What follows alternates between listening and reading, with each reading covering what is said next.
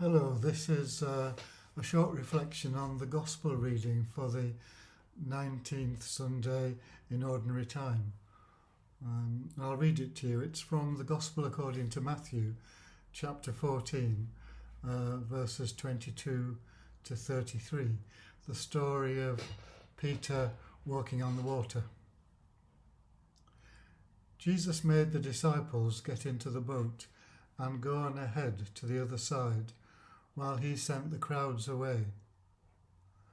After sending them away, he went up into the hills by himself to pray. When evening came, he was there alone, while the boat, by now far out on the lake, was battling with a heavy sea, for there was a headwind. In the fourth watch of the night, he went towards them, walking on the lake. And when the disciples saw him walking on the lake, they were terrified. "It's a ghost," they said, and cried out in fear. But at once Jesus called out to them, saying, "Courage, it is me. Do not be afraid."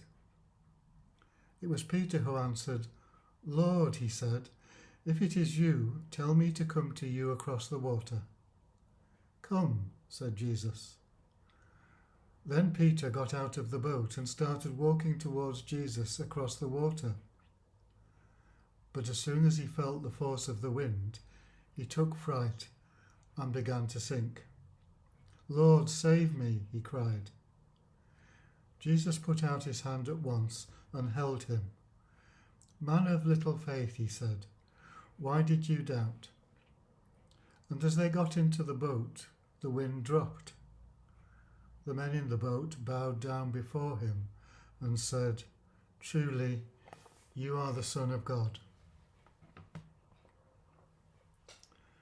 I recently read some advice given by someone on a podcast about preaching on what's useful to do when reading a Bible passage, particularly one containing a story.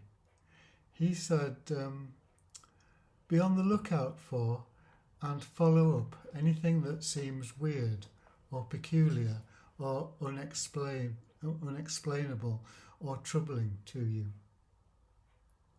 Well, when I read this story just a day or two ago again, I was intrigued by the fact that that Peter asked Jesus to command him to walk on the water, to go towards Jesus across the lake. He doesn't ask Jesus to give him the power to do that. He asks Jesus to command him to do it.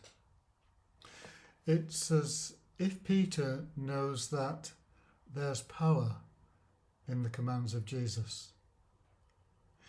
He also seems to know that the power in the command will only begin to flow if he responds to the command, if he obeys.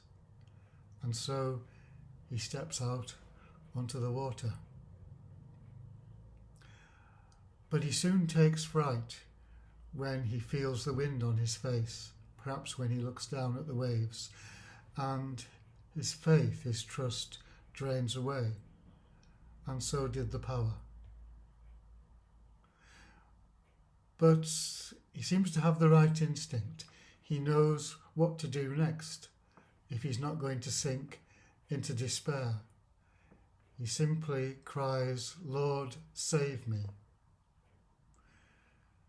When he holds on to Jesus' outstretched hand, he can get into the boat and the wind drops.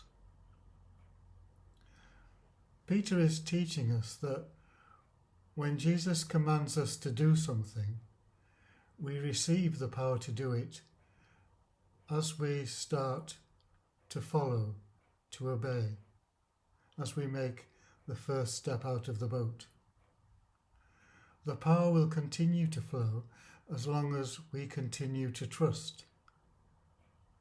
And if perchance we become emotionally overwhelmed, so it seems that we can't go on, then the remedy is to say, Lord, save me, to look at Jesus, and then we'll find that the power supply is restored.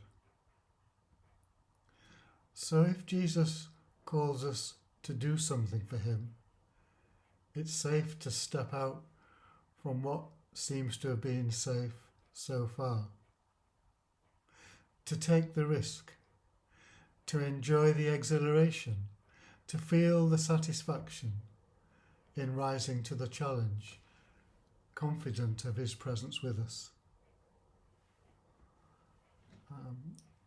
Not long after I read the passage for the first time, I came across this quote from Pope Francis. He was speaking to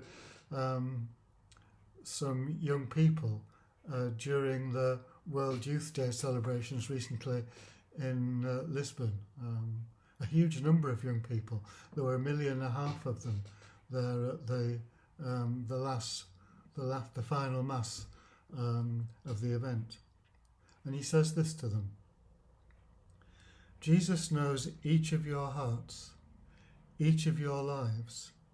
He knows your joys, your sorrows, your successes, and your failures. He knows your heart. Today, he says to you, have no fear, take heart, do not be afraid.